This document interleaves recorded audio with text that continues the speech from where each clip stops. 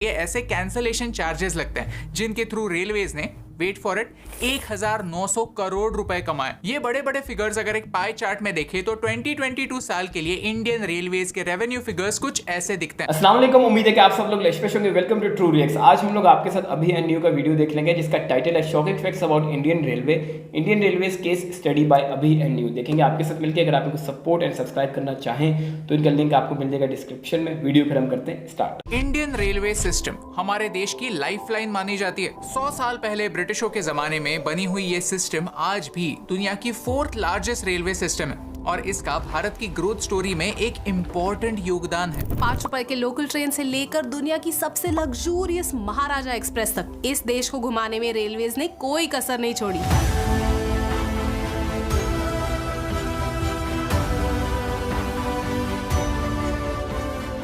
लेकिन हमारे रेलवेज पैसे कैसे कमाते हैं, चैलेंजेस क्या क्या है और खर्चे कहाँ पर होते हैं और इससे हमें क्या फर्क पड़ता है, आइए जानते हैं आज के इस वीडियो में। यह है हमारी नई सीरीज हाउ इंडिया वर्क्स, जहां हम भारत की उन चीजों को डिस्कस करते हैं जिनके बारे में सोचते तो सब है लेकिन जिनके जवाब सबके पास नहीं होते। अगर भारत को समझने का ये प्रयास आपको अच्छा लगा तो प्लीज हमें सब्सक्राइब या फॉलो करना ना भूलिए। ये आपके लिए तो फ्री है लेकिन इससे हमारी बहुत हेल्प होती है। फ्री चीजें किसे पसंद नहीं, मुझे तो बहुत पसंद है। आज हम आपको एक इंडियन स्टार्टअप से मिलाना चाहते हैं जो आपको फ्री में AI और चैट GPT का मास्टर बनाना चाहता है। ये है ग्रोथ स्कूल जो मेरे दोस्त वैभव सिसिंटी की कंपनी है। जैसे इंडियन रेलवेज भारत की ग्रोथ स्टोरी का हिस्सा है, वैसे ही इंडियन स्टार्टअप्स भारत को एक नए शिखर तक ले जाना चाहते हैं। ग्रोथ स्कूल एक 3 आवर्स पेड वर्कशॉप कंडक्ट करते हैं जिसके लिए बाकी लोगों को फीस देनी पड़ती है, लेकिन आप हमारे लॉयल व्यूअर्स हैं इसलिए फर्स्ट 1000 व्यूअर्स के लिए ये वर्कशॉप होगा बिल्कुल फ्री। ट्रस्ट मी, मैंने और हमारी पूरी टीम ने इस वर्कशॉप को अटेंड किया है और कुछ ऐसे टेक्निक्स भी सीखे हैं जो शायद सिर्फ 1% लोगों को ही पता होंगे। मैं इस वर्कशॉप को 5 आउट ऑफ 5 रेटिंग दूंगा। आपने नोटिस किया होगा कि पिछले कुछ महीनों से हम जेनरेटिव AI का इस्तेमाल हमारे वीडियोस में कर रहे हैं। बदलते हुए टेक्नोलॉजी के साथ हमें भी हमारा वर्क फ्लो बदलना पड़ता है, फिर आप किसी भी फील्ड में क्यों ना हो। Chat GPT, Midjourney, Bard ऐसे टूल्स आपको आपके काम में और एफिशिएंट बना सकते हैं, इसमें मुझे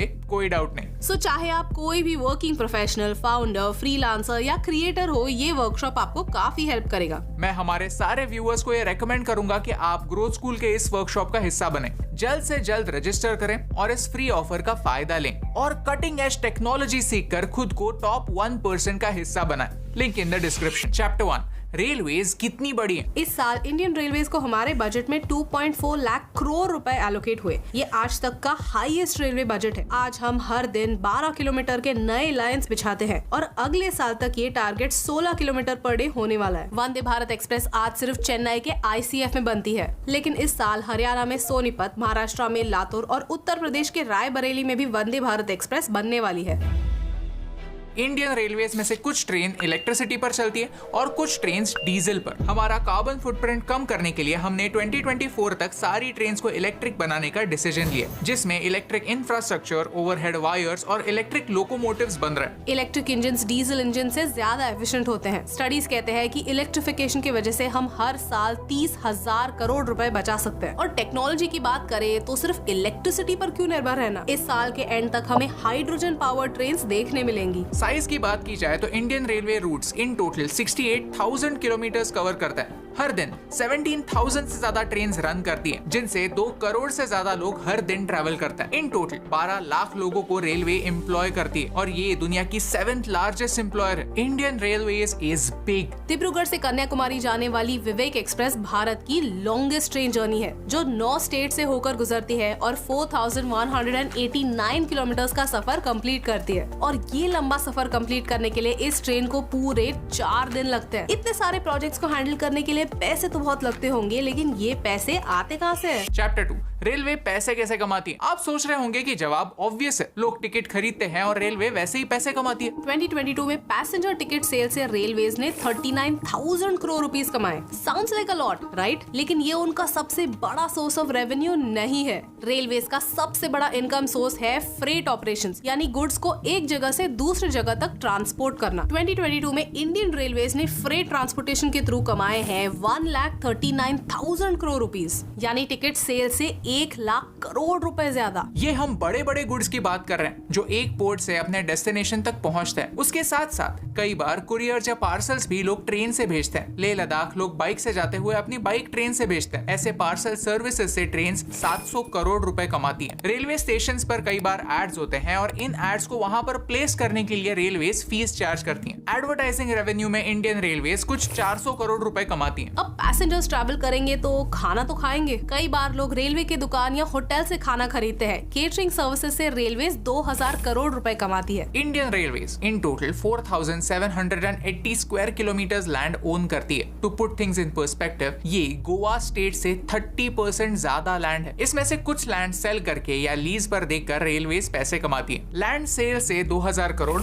और कुछ कमर्शियल स्पेसेस रेंट पर देकर 1000 करोड़ रेलवेज ने कमाए। जब लोग रेलवे से ट्रैवल करते हैं तो लंच या डिनर बुक करते हैं। पेंट्री सर्विसेज से रेलवेज 2200 करोड़ रुपए कमाते हैं। कई बार प्राइवेट कंपनीज रेलवे के एसेट्स रेंट पे लेती है, जैसे कि लोकोमोटिव्स, वैगन्स, कोचेस एक्सेट्रा। इससे रेलवेज ने 500 करोड़ रुपए कमाए। महाराजा एक्सप्रेस एक स्पेशल टूरिस्ट ट्रेन है जिनके टिकट्स कुछ लाख रुपए के होते हैं। वैसे ही palace on wheels, golden chariot, Deccan odyssey जैसे ट्रेन ऑपरेट करती हैं। ऐसे अल्ट्रा लग्जूरियस ट्रेन ऑपरेट करके रेलवेज 150 करोड़ कमाते हैं। वैसे ही पीक सीजन में स्पेशल ट्रेन ऑपरेट होते हैं जिनसे क्राउड मैनेजमेंट में मदद हो और लोगों को राहत मिले। इन सब से रेलवेज 900 करोड़ रुपए कमाते हैं। सबसे इंटरेस्टिंग बात यह है कि अगर लोग ट्रेन से ट्रैवल नहीं करते फिर भी रेलवेज पैसे कमाती है। कैसे? कन्वीनियंस फीस से। जब आप टिकट बुक करते हो तो 20 या 30 रुपए कन्वीनियंस फीस लगती हैं और अगर आपने टिकट कैंसिल किया तो ये पैसे वापस नहीं मिलते। अक्सर ट्रैवल एजेंट्स बड़े बड़े बुकिंग्स करते हैं और लास्ट मोमेंट कैंसिल कर देते हैं। इससे होने वाला नुकसान रोकने के लिए ऐसे कैंसिलेशन चार्जेस लगते हैं जिनके थ्रू रेलवेज ने वेट फॉर इट 1900 करोड़ रुपए कमाए। ये बड़े बड़े फिगर्स अगर एक पाई चार्ट में देखें तो 2022 साल के लिए इंडियन रेलवेज के रेवेन्यू फिगर्स कुछ ऐसे दिखते हैं। आप वीडियो को पॉज करके इन्हें गौर से देख सकते हैं। रेलवेज का पैसेंजर रेवेन्यू उसके टोटल रेवेन्यू के कुछ 26% ही है। ये नंबर्स देखकर आप इम्प्रेस तो जरूर हुए होंगे। आपको लग रहा होगा कि रेलवेज के पास तो बहुत सारा पैसा है, ऐश ही ऐश है। लेकिन ये समझना इम्पोर्टेंट है कि ये रेवेन्यू है, प्रॉफिट नहीं। रेलवेज को खर्चे भी तो करने पड़ते हैं। चैप्टर 3 रेलवे के चैलेंजेस। रेलवेज को समझने के लिए एक नंबर समझना काफी इंपॉर्टेंट होता है और वो है ऑपरेटिंग रेशो, यानी 1 रुपया कमाने के लिए रेलवेज को कितना खर्चा करना पड़ता है। हमारा ऑपरेटिंग रेशो है 98.14, यानी हम 1 रुपया कमाने के लिए 98 पैसे खर्च करते हैं और ये लेटेस्ट फिगर्स हैं। 2021 में ये आंकड़ा 107.39% तक ऊपर चला गया था, यानी 1 रुपया कमाने के लिए 1.07 रुपीस खर्च करने पड़ रहे थे। पैंडेमिक के समय लोग घर पर बैठे हुए थे लेकिन एम्प्लॉइज की सैलरीज, रिपेयर्स के काम तो करने जरूरी थे, तो रेलवे ज्यादा खर्च कर रहे थे, ऑपरेशनल रहने की कोशिश कर रहे थे। खर्चे इतने ज्यादा क्यों? अगर आपने हमारा बजट वीडियो देखा होगा तो आपको पता होगा कि 2 तरह के खर्चे होते हैं, revenue expenses and capital expenses. Simple भाषा में समझा जाए तो आपने स्टारबक्स से कॉफी मंगाई और फटाक से 300 रुपए खर्च किए। 15 मिनट बाद आप टॉयलेट में गए और फिर कॉफी और आपका पैसा दोनों फ्लश हो गए। रेवेन्यू एक्सपेंसेस वो होते हैं जो रेगुलर फंक्शनिंग के लिए यूज होते हैं। ऑन दी अदर हैंड, अगर आप एक कॉफी मशीन खरीदते हो तो वो आपका कैपिटल एक्सपेंस हो जाएगा, क्योंकि यहाँ आप पैसा तो ज्यादा खर्च कर रहे हो लेकिन वो कॉफी मशीन आपकी है, वो आपकी एक एसेट है जिसे आप बार बार यूज कर सकते हो और एक टाइम ऐसा आएगा जब आप इस मशीन की कॉस्ट रिकवर करोगे। ये है कैपिटल एक्सपेंस जो एक एसेट को अक्वायर करने में किया जाता है। इस फाइनेंशियल ईयर में रेलवेज को 1,05,000 करोड़ रुपए सैलरीज पर और 62,000 करोड़ रुपए पेंशन पर खर्च करने होंगे। ये नंबर हमारे पैसेंजर रेवेन्यू से 1,27,000 करोड़ रुपए ज्यादा है। 2015 में कमिटी ऑन रीस्ट्रक्चरिंग रेलवेज ने ऑब्जर्व किया कि ये खर्चा अनमैनेजेबल है। जहां रेलवेज का इनकम हर साल 6.3% से बढ़ रहा है, रेलवेज के एक्सपेंसेस 7.2% से बढ़ रहे हैं। यानी जल्द ही एक पॉइंट ऐसा आ जाएगा कि रेलवेज के एक्सपेंसेस रेलवेज के इनकम से कई ज्यादा होंगे, और ये हम सिर्फ रेवेन्यू एक्सपेंसेस की बात कर रहे हैं। आज सिचुएशन ऐसी है कि रेलवेज का इनकम मिला जुलाकर और उनके सैलरीज जैसे रेवेन्यू एक्सपेंसेस मिलाकर रेलवेज के पास बस 2,000 से 3,000 करोड़ रुपए बचते हैं। इन पैसों में नया इंफ्रास्ट्रक्चर बनाना, नए रेल लाइंस बनना, वंदे भारत ट्रेन बनाना इम्पॉसिबल है। इसीलिए इंटरनल रेवेन्यूज को छोड़कर रेलवेज को और पैसा प्रोवाइड किया जाता है। रेलवेज को खर्च करने के लिए पैसे 3 मेजर सोर्सेज से आते हैं। 1, इंटरनल रिसोर्सेज जो हमने चैप्टर 2 में मेंशन किए। 2, budgetary support from central government जो हर साल बजट में एलोकेट होता है। 3, एक्स्ट्रा बजटरी सपोर्ट, जिसमें बोरोइंग्स और प्राइवेट प्लेयर्स की कंट्रीब्यूशन शामिल है। सेकंड और थर्ड सपोर्ट के बिना हमारे लिए रेलवेज ऑपरेट करना इम्पॉसिबल बन जाएगा। Chapter 4 opportunities. चैप्टर 3 सुनने के बाद शायद आपको ये लग रहा होगा कि इस देश का कुछ नहीं हो सकता, प्रॉब्लम्स बहुत ज्यादा है, लोग बहुत ज्यादा है, गरीबी बहुत ज्यादा है और एक प्रॉब्लम को सॉल्व करना यानी दूसरे नए बड़े प्रॉब्लम को जन्म देने जैसा है। लेकिन गिव अप कर देना आसान है, कोई भी कर सकता। मुश्किल है सॉल्यूशंस ढूंढना और उन्हें इम्प्लीमेंट करना। इंडियन रेलवेज के लिए सबसे बड़ी अपॉर्चुनिटी है DFC यानी डेडिकेटेड फ्रेट कॉरिडोर। ये एक एम्बिशियस और चैलेंजिंग प्रोजेक्ट है जिसमें हम फ्रेट ट्रेन्स के लिए एक अलग रेलवे ट्रैक बनाएंगे। एट प्रेजेंट क्या होता है कि पैसेंजर ट्रेन्स और मालगाड़ी दोनों सेम ट्रैक पर चलती है। चैप्टर 2 में आपने देखा होगा कि रेलवेज का मेजर रेवेन्यू फ्रेट ट्रांसपोर्ट से होता है। अगर DFCs बन जाए तो फास्टर गुड्स ट्रांसपोर्ट पॉसिबल होगा और फिर बेहतर रेट्स पर हम बिजनेसेस को रेलवेज यूज करने के लिए अट्रैक्ट कर सकते हैं। And most importantly transport time भी कम हो जाएगा। DFCs का मैप कुछ ऐसा दिखेगा। जैसे लॉजिस्टिक्स इंप्रूव होंगे वैसे हम ट्रेड का स्पीड बढ़ा सकते हैं, जो भारत को एक इकोनॉमिक बूस्ट देने में हेल्प करेगा। आज भी भारत का 70% गुड्स ट्रांसपोर्ट बाय रोड होता है। इससे ट्रैफिक भी बढ़ता है और ट्रैफिक की वजह से गुड्स लेट भी होते हैं। ये ट्रांसपोर्ट रेल और वाटरवेज पर अर्जेंटली शिफ्ट करने की जरूरत है। ट्रेन के टिकट्स पैसेंजर्स के लिए सस्ते इसीलिए हैं क्योंकि ट्रेन्स के ऑपरेशंस का भार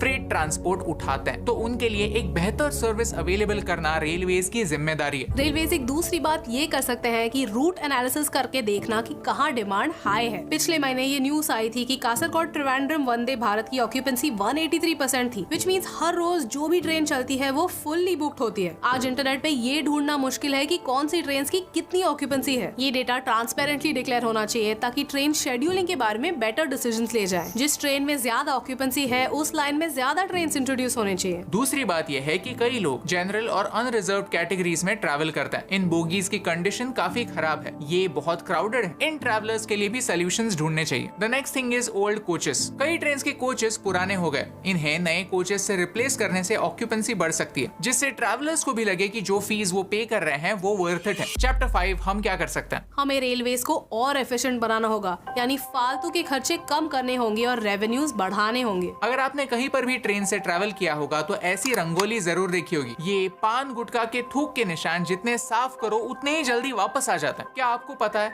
कि इन दागों को मिटाने के लिए हजारों गैलन पानी हर साल वेस्ट होता है। इस खर्चे की टोटल कॉस्ट हर साल 1200 करोड़ है, यानी जितना हम ये अल्ट्रा लग्जूरियस ट्रेन चलाकर कमाते हैं उससे 10 गुना ज्यादा पैसा हम इन थूकियों की थूक को मिटाने के लिए खर्च करते हैं। भारत की इस थूक की बीमारी पर हमने एक वीडियो बनाया है जो आप यहाँ पर देख सकते हैं। पिछले साल 2 लाख से ज्यादा पैसेंजर्स ने बिना टिकट ट्रैवल किया। ये वो लोग हैं जो पकड़े गए, जो पकड़े नहीं जाते उनका नंबर इससे 5 गुना ज्यादा होगा। भारत की ट्रेन सबसे अफोर्डेबल होने के बावजूद न जाने कितने लोग बिना टिकट यात्रा करते हैं। अगर आप या आपका कोई दोस्त बिना टिकट ट्रैवल करता है तो उन्हें रिमाइंड कीजिए कि बिना टिकट ट्रैवल करना चोरी है, और इस चोरी का नुकसान किसे होता है? किसी और को नहीं, हमें ही होता है, क्योंकि बजटरी सपोर्ट हमारे ही टैक्स के पैसों से आता है। रेलवे जितना पैसा कम कमाएगी उतनी ही नुकसान भरपाई हमें करनी होगी, यानी महंगाई बढ़ेगी, रोजमर्रा की चीजों के दाम भी बढ़ेंगे, क्योंकि लोगों को बिना टिकट ट्रैवल करने में किक मिलता है। अगर आपको ट्रैवल का शौक है then I would highly suggest कि इंडियन रेलवेज को एक मौका जरूर दीजिए। जब भी हम मुंबई से गुजरात ट्रैवल करते हैं तो फ्लाइट लेने की बजाय ट्रेन यूज करते हैं। हमने वडोदरा से मुंबई आते समय वंदे भारत ट्रेन एक्सपीरियंस की, और सच में वंदे भारत एक्सप्रेस एक प्रूफ है बदलते हुए भारत का। आप आपकी छुट्टियों में परिवार के साथ ट्रेन का ये एक्सपीरियंस ले सकते हैं। रेलवेज को रेवेन्यू बढ़ाने में हेल्प कर सकते हैं। रेलवे स्टेशन पर हर बार अनाउंसमेंट होती है कि रेलवे आपकी संपत्ति है। इस वीडियो का पॉइंट यही है कि आपको ये रियलाइज हो कि रेलवे के डब्बे, स्टेशन, ट्रैक्स आपकी ही संपत्ति है। जैसे आप खुद के घर का ख्याल रखते हैं, खुद के घर में यहाँ वहाँ थूक नहीं देते, समय पर बिजली का बिल भरते हैं इस डर से कि कहीं बिजली ना चली जाए, वैसे ही रेलवेज का ध्यान रखना भी हमारी ही जिम्मेदारी है। क्योंकि अगर हमने ख्याल नहीं रखा तो भुगतान हमें ही करना पड़ता है। जो रेलवे से चोरी करते हैं या फिर रेलवेज की प्रॉपर्टी को डैमेज करते हैं, उन्हें ये समझने की जरूरत है कि इनडायरेक्टली उसकी कीमत उन्हें ही चुकानी पड़ती है। अगर आपको इस वीडियो का पॉइंट समझा तो उसे अपने दोस्तों के साथ शेयर कीजिए। And don't forget to check out Growth School. पहले 1000 लोग जो नीचे दिए गए लिंक पर क्लिक करते हैं और साइन अप करते हैं, वो चैट जीपीटी जैसे जनरेटिव एआई को यूज करने के एसेंशियल टिप्स सीख सकते हैं, वो भी फ्री में। Link in the description. Because I love trains, जहां प्लेन की जर्नी आपको A to B फास्ट लेकर जाती है, एक ट्रेन जर्नी सफर का मजा आप तक पहुंचाती है, और यही इंपॉर्टेंट बात, आप तक पहुंचाने से मुझे फर्क पड़ता है। हे दोस्तों, thank you so much for watching this video till the end. अगर आपको ये वीडियो अच्छा लगा तो वो लाइक बटन प्रेस कीजिए। ऐसे ही और वीडियोस देखने के लिए चैनल को सब्सक्राइब करना ना भूलिए। अगर आपको जानना है कि इंडियन आर्म्ड फोर्सेस कितनी बड़ी है तो यहाँ पर क्लिक कीजिए। इंडियन पासपोर्ट रैंकिंग इंप्रूव करने के लिए हम क्या कर सकते हैं, हमने इस वीडियो में एक्सप्लेन किया। Thank you so much for watching, क्योंकि आपकी सपोर्ट से हमें फर्क पड़ता है। कमाल का वीडियो था, कमाल का एनालिसिस था इंडियन रेलवे के ऊपर। बहुत अच्छा लगा देख के। 2.5 लाख करोड़ का इस साल का बजट का जो एलोकेशन किया फाइनेंशियल ईयर 2023 का कि जो बजट इंडियन रेलवे को मिला 2.5 लाख करोड़ का। तो बात असल में डेवलपमेंट की करते हैं सबसे पहले, बाद में बाकी चीज़ों की तरफ भी आएंगे। जहाँ 12 किलोमीटर पर डे रेलवे बन रही है, अभी बड़ी स्पीड से बन रही है, लेकिन आने वाले टाइम में ये 16 किलोमीटर पर डे बनेगी। और हर रोज़ का ये 4 किलोमीटर का जो डिफरेंस है, ये एक मंथ के बाद आप इमेजिन करें कितना हो जाएगा। और ये जो सारा पहले हुआ हुआ इलेक्ट्रिफिकेशन जितनी भी हुई है, ये सारी जितनी पहले नहीं हुई, जितनी भी लाइनें बिछी हुई हैं, उसकी तकरीबन 75% से अबव परसेंटेज जो है वो इलेक्ट्रीफाइड हो चुकी है। अच्छा। इतना बड़ा नेटवर्क है इंडिया का, दुनिया का चौथा सबसे बड़ा नेटवर्क है रेलवे का। और यहाँ पे इलेक्ट्रिफिकेशन 10% भी करना बहुत बड़ी कामयाबी की बात है। और 75+ उन्होंने ऑलरेडी कर लिया है, और जो बाकी अभी वो चल रही है। हैरानी की बात ये है कि ये कह रहे हैं कि हमने हाइड्रोजन की ट्रेनें भी लॉन्च कर रही है। अभी तो इलेक्ट्रिफिकेशन की अभी हम बात कर रहे थे, साथ ही साथ हाइड्रोजन की भी बात हो रही है। तो बड़ा हैवी सीन है। लेकिन अभी तक देखें उनकी यहाँ पे सोच देखी जा सकती है कि अभी वो चीज़ इलेक्ट्रिक वाली आई नहीं है। हाँ। लेकिन उससे जो आगे आने वाली है वो उनका सोच भी दिया है कि अडॉप्ट भी कर लिए, क्या करना है उसका। हाँ, बहुत बड़ी बात है। तो ये चीज़ दर्शाती है, ये चीज़ शो करती है कि आप कितने सीरियस हैं किसी भी काम को लेके। तो इंडियन गवर्नमेंट तो हमें इस चीज़ में पता चलता है। पर साथ में सबसे अच्छी बात यह है कि यहाँ के जो कंटेंट क्रिएटर्स हैं वो इस चीज़ को सपोर्ट करते हैं। अभी इंडियन गवर्नमेंट वहाँ पे काम कर रही है, वो लोग इतनी डेवलपमेंट कर रहे हैं। जो बाकी कंटेंट क्रिएटर्स हैं वो अर्निंग तो ज़रूर कर रहे हैं अपने कंटेंट से। आप देखें सबका फ़ायदा है, वो वहाँ डेवलपमेंट कर रहे हैं, आवाम का फ़ायदा है। ये लोग यहाँ पे अर्निंग कर रहे हैं, लोगों को अवेयरनेस दे रहे हैं, सोसाइटी में इम्पैक्ट क्रिएट कर रहे हैं अपने कंटेंट से। और इनका कंटेंट तो अभी और नहीं होगा, ये तो भाई अलग ही लेवल का होता है, इम्पैक्टफुल होता है। और वाकई में इनके कंटेंट से फ़र्क पड़ता है। इनको तो पड़ता ही पड़ता है, लेकिन लोगों को भी इनकी कंटेंट से फ़र्क पड़ता है।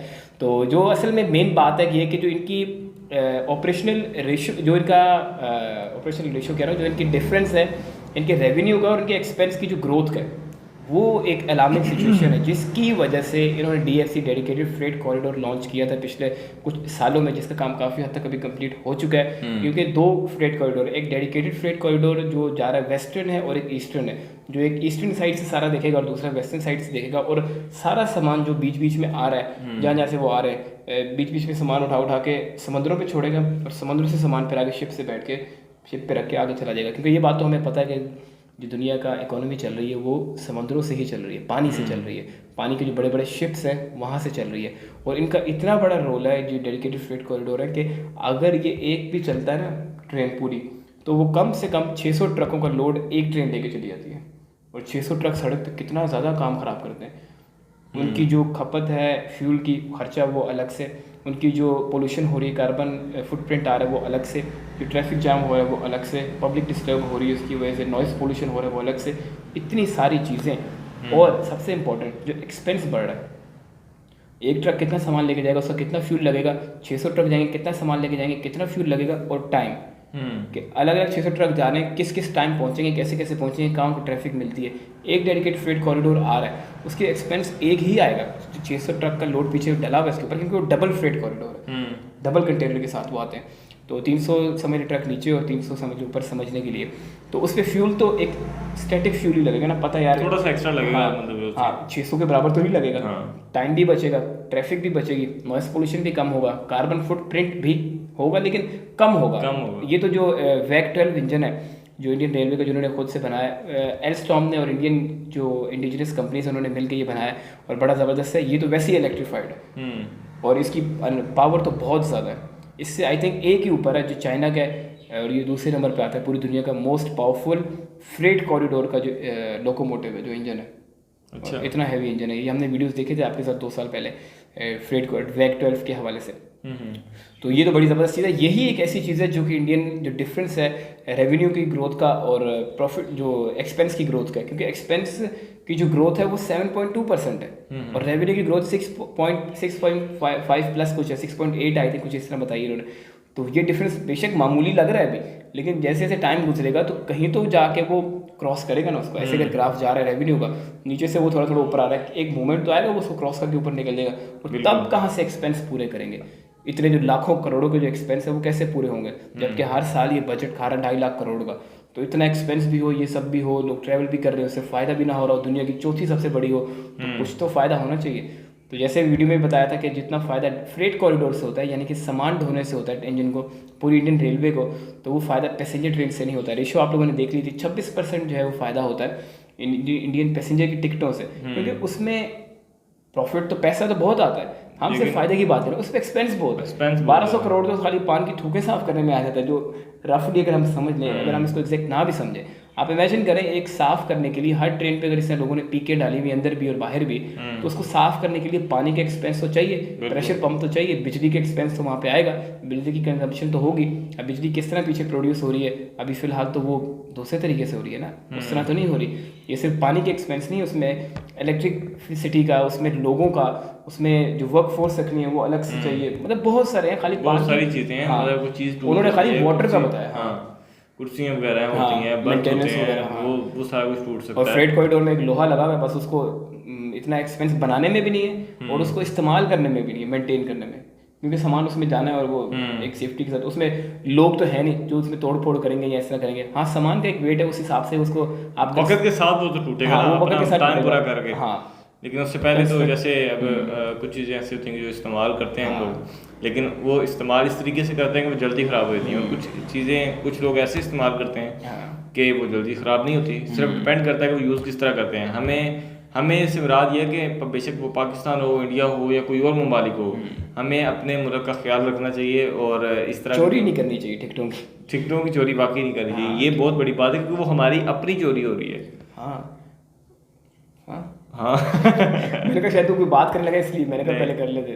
तो टिकटॉक जो हम अपनी चोरी कर रहे हैं, बड़ी अच्छी बात की मोहम्मद अहमद, हम अपनी चोरी कैसे कर रहे हैं? ये बिहेवियर आपको क्या लगता है कि आपने 500 रुपये बचाया, 600 रुपये बचाया या 1000-1200 रुपये बचाया, जितने की भी टिकट है वो बचाया नहीं, अपना नुकसान ऐसे किया कि अपने उस माइंडसेट को और पक्का किया, एक बार और अपनी उस हैबिट को रिपीट करके उसको और पक्का कंक्रीट करके बनाया कि चोरी इज़ अच्छी चीज़।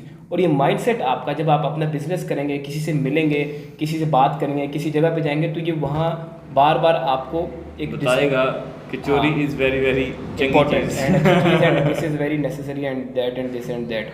समझ है ना बात? ये चीज़, अब मैं फॉर एग्जाम्पल निकलता हूँ ना, मैं अपनी एक्सपीरियंस बताता हूँ। एक बंदा, मैं बाइक पे जा रहा हूँ या जैसे भी जा रहे हैं, एक बंदा आके कट करके चला जाता है, या एक बंदा ऐसा करता है। मेरी कोशिश होती है कि मैं उसको कुछ ना बोलूँ, मैं मतलब साइड से होकर ना निकल जाऊँ, क्योंकि उसमें मेरा कोई नुकसान नहीं। कट उसने किया है, उसका ये बिहेवियर उसी को नुकसान पहुँचाएगा। अब यहाँ कट किया है तो ये बिहेवियर उसको आगे कट करने पे भी मजबूर करेगा, और कभी ना कभी उसको एक्सीडेंट होगा। मैं नहीं कह रहा कि उसको एक्सीडेंट हो, मैं बड़ा खुश हूँगा, मैं इस चीज़ में बड़ा सेटिस्फाई होता हूँ, अच्छा यार इसने तो एक्सीडेंट होना ही इसका, ऐसी बात नहीं है। बात असल में ये है कि उसका बिहेवियर उसको नुकसान देगा। मैं पुरसकून रहूँ, मेरी कोशिश ही होती है, कभी कभी हो जाता है बहुत कम, लेकिन बहुत ना होने के बराबर, तो उसका नुकसान अगले को होता है। जिसका जो बिहेवियर है वो उसके साथ उसकी आदत लाइफ टाइम रहती है, अगर वो चेंज ना करे तो हर डिसीजन में उसको उसका नुकसान होगा। तो ये छोटी सी चोरी नहीं है, ये आपकी शख्सियत की चोरी है अपने साथ। तो ये हमारा वीडियो था, ये छोटा सा मैसेज भी था। उम्मीद है आपको वीडियो पसंद आया होगा। इस वाले वीडियो में फिर इतना ही, मिलेंगे हम आपको अगले वीडियो में, तब तक के लिए अल्लाह हाफ़िज़।